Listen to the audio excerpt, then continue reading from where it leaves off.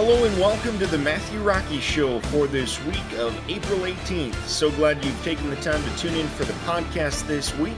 We've got just a handful of news stories to cover this week as we get started. First off, the Biden administration's mask mandate will not be enforced while federal agency review a federal judge's ruling that the mandate was unlawful. An official said Monday as major U.S. airlines and other transportation entities moved to drop the policy. The Centers for Disease Control and Prevention, which issued the mandate in 2021, said the order is no longer in effect due to the ruling. The Transportation Security Administration said separately that, effective immediately, the agency would stop enforcing its directive that required masks at airports and on planes. U.S. District Judge Catherine Kimball Mizelle said on Monday that the CDC exceeded its authority with the mask mandate and inappropriately did not seek public comment before imposing the order. Major airlines, Amtrak, and rideshare services such as Uber have lifted their required mask mandates. The Biden administration issued environmental assessment and sale notices for oil and gas leases on federal land in 7 different states on April 18th, a step taken reluctantly to come into compliance with a court order. The move comes days after the Department of Interior announced it would resume oil and gas lease sales on public lands to comply with a June ruling by a federal judge from the Western District of Louisiana. This clashes with the Biden administration's effort to bring an end to new leases on federal land, as well as its broader goals of reducing carbon emissions. White House Press Secretary Jen Psaki told reporters Monday the administration will continue to fight the legal action. Psaki said, quote, "The court injunction is not in line with the president's policy, which was to ban additional leasing because, one, we need to move towards a clean energy economy, which he strongly believes in," unquote. Both Psaki and Biden have repeatedly pointed to 9,000 unused drilling permits as being sufficient for oil companies to increase domestic oil and gas production, but experts in the oil industry have called this rhetoric from the White House, quote, "a red herring," unquote, and said it is intentionally meant to be misleading. The Bureau of Land Management, also known as BLM, issued assessment and sales notices for Colorado, Nevada, New Mexico, North Dakota, Montana, Wyoming, and Utah. The sales notices reduce the total acreage by about 80% from what was originally nominated, offering 173 parcels on just 144,000 acres. BLM is also increasing the royalty costs charged to companies that lease the land from 12.5% to 18.75%. Western Energy Alliance President Kathleen Sagma called the move to reduce the acreage unwarranted in a Friday statement, adding that the land was already analyzed by BLM during the Trump administration. The Biden administration has decided to make leasing and production a political football, and Americans are paying the price at the pump, Sagma said. BLM said it has prioritized avoiding important wildlife habitat, migration corridors, and sensitive cultural areas in deciding which lands will be available for leasing. New changes to federal student loan programs will immediately wipe out debts for 40,000 borrowers and bring 3.6 million closer to relief, the Education Department said this past Tuesday. The changes will, quote, "fix long-standing failures," unquote, in the public service loan forgiveness and income-driven repayment programs, the department officials said. Once the changes are implemented, 40,000 borrowers will have their debts erased under the PSLF program. More than 3.6 million borrowers will also receive at least 3 years of additional credit toward IDR forgiveness. Specifically, the department said it is working to end what is called forbearance steering, the practice of loan service companies pushing borrowers into forbearance rather than helping them access an IDR plan.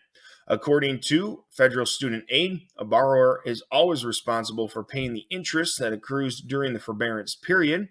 Unpaid interest is usually added to the loan amount owed when the forbearance period ends, meaning the borrower will likely pay more than what is originally owed.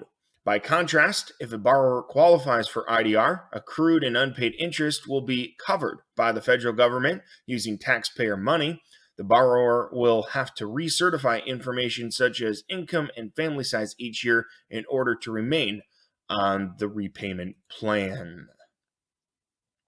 White House Press Secretary Jen Psaki seemed to suggest on Wednesday that the president is not making any plans to delay the lifting of Title 42, the public health policy that limits immigration and is set to end next month. Title 42 is a Centers for Disease Control and Prevention order that was invoked in March 2020 under former President Donald Trump to minimize the spread of COVID-19 by ensuring the only essential travel occurred at U.S. borders. It has been used for the past 2 years to quickly expel illegal immigrants at the southern U.S. border. The CDC announced on April 1st plans to end Title 42 starting May 23rd. Border Patrol agents and local officials along the border have since been bracing for a greater influx of illegal immigrants. The list of Democrats breaking with Biden on Title 42 is growing. Also this week, 26 U.S. governors announced the creation of a border strike force to, quote, disrupt and dismantle transnational criminal organizations, unquote. They formed on April 19th. The group of governors signed a memorandum of understanding, pledging to work together to, quote, serve as a force multiplier to target cartels and criminal networks financially and operationally, unquote. The statement also says, quote, together, governors will improve public safety, protect victims from horrific crimes, reduce the amount of drugs in our communities, and alleviate the humanitarian crisis at the southern border, unquote. The group includes 2 border states, Arizona and Texas, as well as Alabama, Alaska, Arkansas, Florida, Georgia, Idaho, Indiana, Iowa, Maryland, Mississippi, Missouri, Montana, Nebraska, New Hampshire, North Dakota, Ohio, Oklahoma, South Carolina, South Dakota, Tennessee, Utah, Virginia, West Virginia, and Wyoming. The agreement also says, quote, in the absence of federal leadership, states are partnering together to create the American Governors Border Strike Force to disrupt and dismantle transnational criminal organizations by increasing collaboration, improving intelligence, investing in analysis, combating human smuggling, and stopping drug flow in our states, unquote. The governors will coordinate to share intelligence, disrupt smuggling corridors, and assist border states. They plan to focus efforts on targeting cartel finances and border-related crimes. The U.S. Supreme Court this week declined to hear an appeal from an Air Force Reserve officer who was removed from the service's command after he wouldn't get a COVID-19 vaccine. Lieutenant Colonel Jonathan Dunn, in a court filing, said that he was previously denied a religious exemption and removed from his post because he didn't want to receive the vaccine. Dunn, a combat veteran who served in Afghanistan, said he tested positive for COVID-19 last year and requested the religious exemption. After he was denied, he filed a legal petition in California federal court and argued that the Pentagon violated both federal law and his constitutional rights. The California court rejected his request for a temporary order to bar the Air Force from relieving him of his duties. Later, the U.S. Court of Appeals for the Ninth Circuit declined to hear his case before he appealed to the Supreme Court. His application for an injunction was presented to Justice Elena Kagan, who referred it to the court, which was denied. Justices Clarence Thomas, Samuel Alito, and Neil Gorsuch indicated that they would grant Dunn's request and allowed him to continue to serve in his post while the appeals process plays out. Gorsuch, Thomas, and Alito also sided with 35 Navy SEALs in March of 22 when the court rejected their lawsuit. In that case, Alito wrote that the Supreme Court does a great injustice to the SEALs by, quote, rubber stamping the government's requests, unquote. Since the Pentagon imposed mandatory vaccination, religious exemptions have been hard to come by in all branches of the armed services. The Florida Senate passed legislation on April 20th that would remove the special tax district and self governing status that was granted to Disney, as lawmakers have criticized the company for opposing a parental rights bill. The chamber, which was called into special session by Florida Governor Ron DeSantis, passed the bill 23 to 16. The measure would dissolve Disney's special status within Florida, which allows the firm to self govern its property, including Disney World around Orlando. Specifically, the measure would dismantle the 50-year-old Reedy Creek Improvement District that allows the corporation to oversee its infrastructure laws, zoning, and even policies. The Republican led Florida House will now take up the measure. Disney hasn't issued a public statement on the matter, and its corporate headquarters didn't respond to a request for comment at press time. Also this week from Florida, Governor Ron DeSantis signed a higher education reform bill on April 19th to hold faculty accountable and ensure transparency with the curriculum.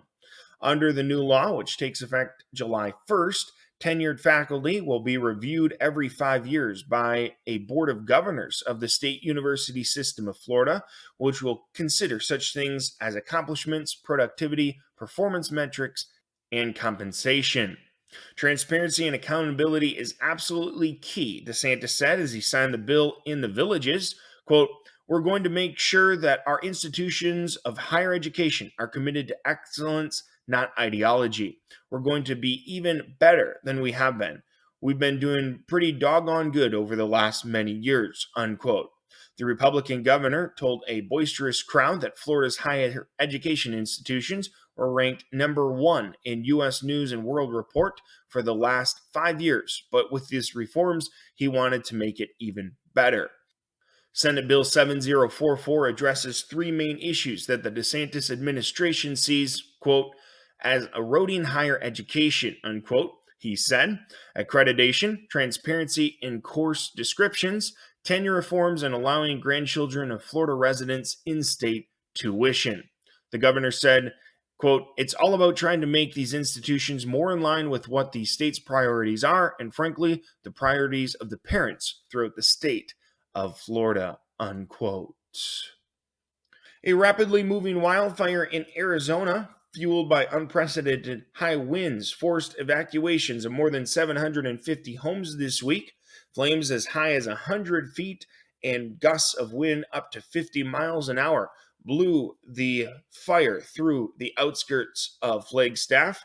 By Tuesday afternoon, the tunnel fire, which was first reported on Sunday, moved northeast away from the more heavily populated areas of Flagstaff, home to Northern Arizona University and the Suncraft Crater Volcano National Monument.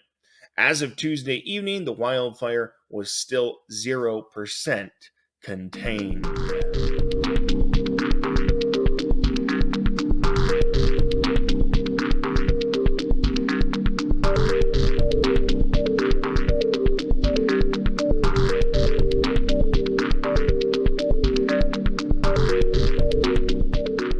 Moving into our final part of the Matthew Rocky Show for this week of April 18th. We've got some notes from today in history, also some stories to cover for you.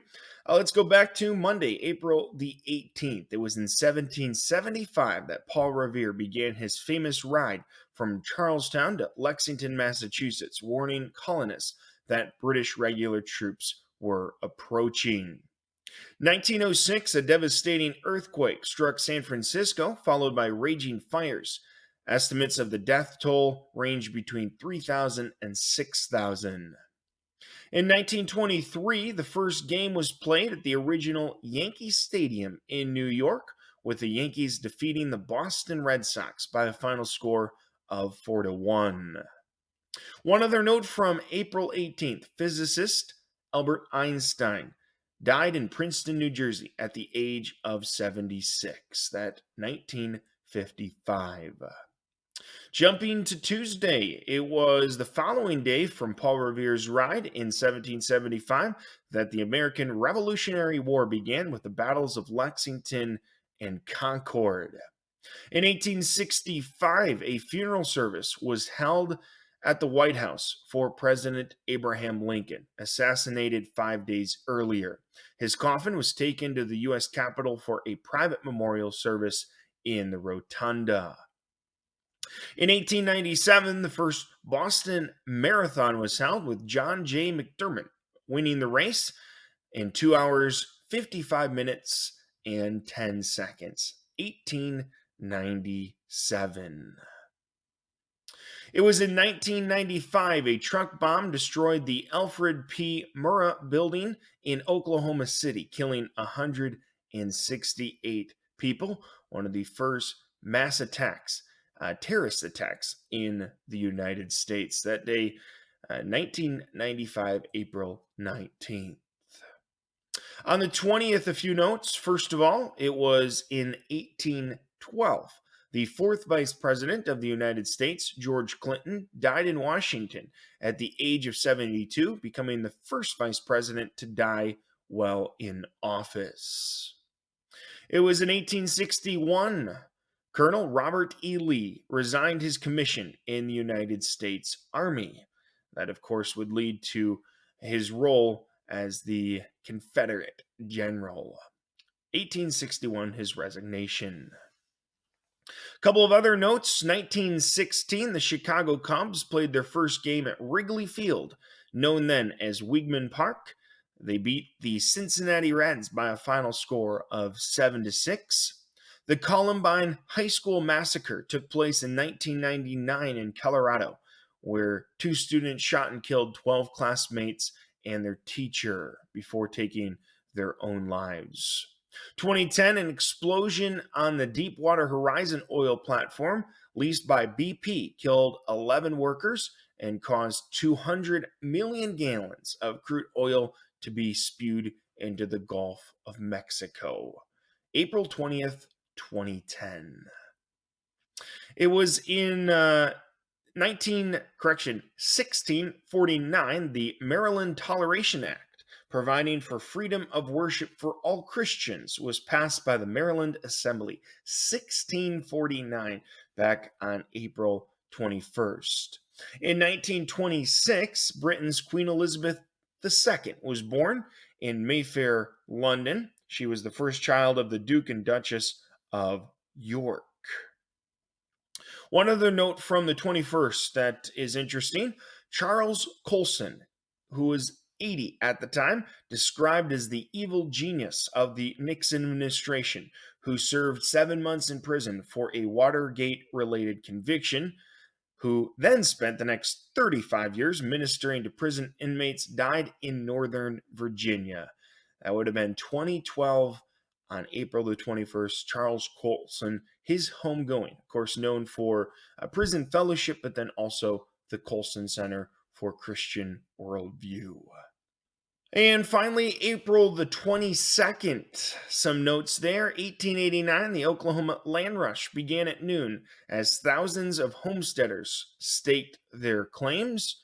And then one final one. It was in 1994. Richard Nixon, the 37th president of the United States, died at a New York hospital 4 days after suffering a stroke. He was 81. Richard Nixon died on this date, 1994. Well, let's push into some of those, unique stories. Before we do, a couple of things for you. First of all, I recently started a company that makes landmines in the form of prayer mats. Profits are going through the roof. I was driving to the airport to catch my flight when I saw a sign that said airport left. I have no idea where it went, so I turned around and went home. All right, that's terrible. All right, getting into some of these stories. A Michigan town has closed part of its road to protect salamanders. Yeah, that's right. In Marquette, Michigan, the city makes a major push every year to look out for the little amphibians. Since 2020, officials have closed part of a road to a park overnight to protect the salamanders as they migrate. The effort ends when the migration ends as well. This year, the date was April 15th, but there may still be some stragglers out there.